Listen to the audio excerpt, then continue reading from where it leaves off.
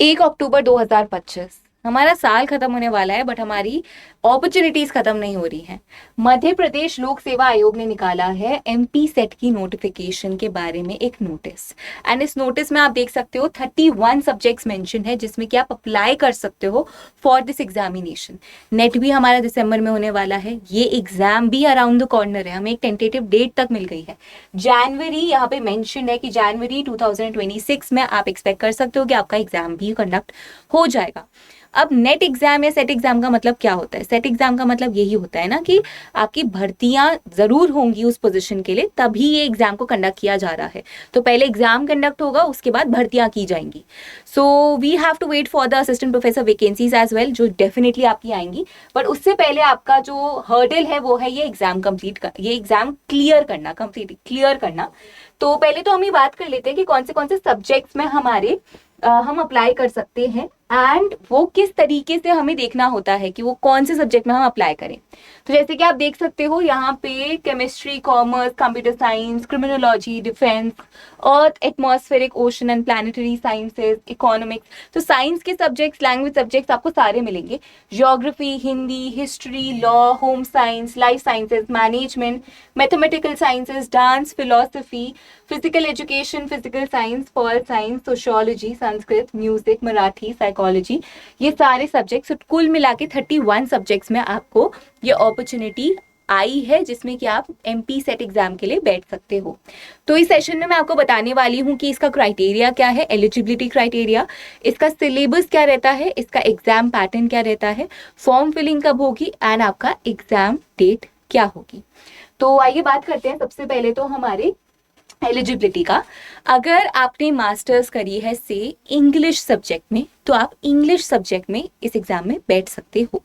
आपकी मास्टर्स ए कंप्लीट होनी चाहिए, अगर कंप्लीट नहीं है तो आप एटलीस्ट सेकेंड ईयर में होने चाहिए अपने मास्टर्स के ना।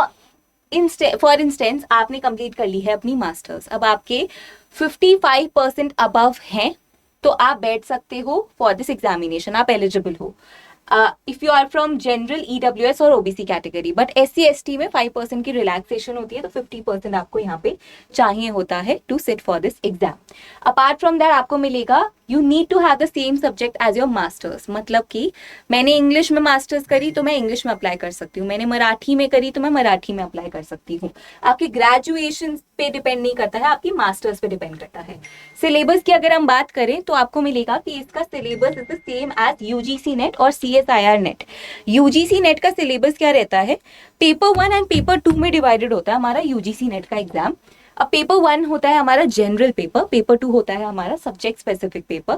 पेपर 1 में हमें 50 क्वेश्चंस मिलते हैं, 2 मार्क्स का हर सवाल होता है, तो कुल मिला के 100 मार्क्स का पेपर।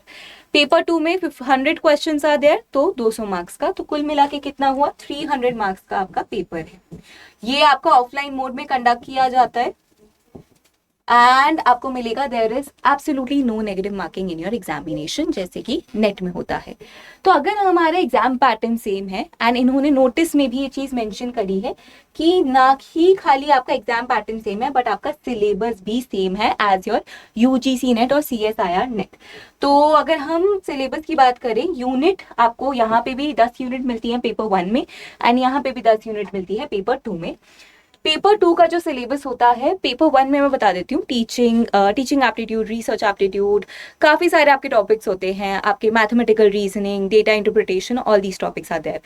एंड अगर हम बात करें पेपर 2 की, जो आपका सब्जेक्ट स्पेसिफिक होता है, तो उसके अंदर आप जिस भी सब्जेक्ट में अप्लाई कर रहे हो आप उसका नेट का सिलेबस चेक कर सकते हो, वो आपको मिल जाएगा for your concern subject. Paper 1 का सबका कॉमन सिलेबस रहता है।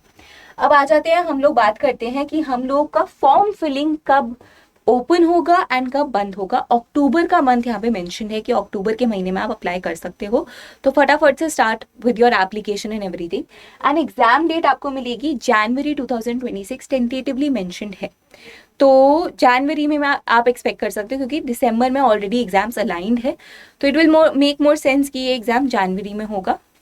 तो इस हिसाब से अपने आप को मेंटली प्रिपेयर कर लो कि अगर ये थोड़ा आगे पीछे भी हुआ तो आपके पास ऑल इन ऑल 3 महीने हैं फॉर प्रिपरेशन।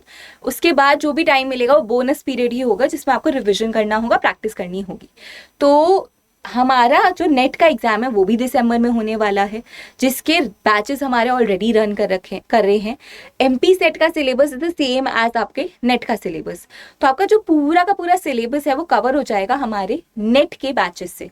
तो आप जुड़ सकते हो हमारे नेट के बैचेस में, ताकि आपको पूरी क्लैरिटी मिल जाए। And trust me, if you are preparing for NET exam ना, you can sit for any examination. कोई भी असिस्टेंट प्रोफेसर का आपका कोई एग्जाम है किसी भी स्टेट का, आप आराम से बैठ सकते हो, क्योंकि नेट एक ऐसा सिलेबस प्रोवाइड करता है जो इतना वास्ट है कि आप सारे ही एग्जाम का सिलेबस कवर कर रहे हो उसके सिलेबस में।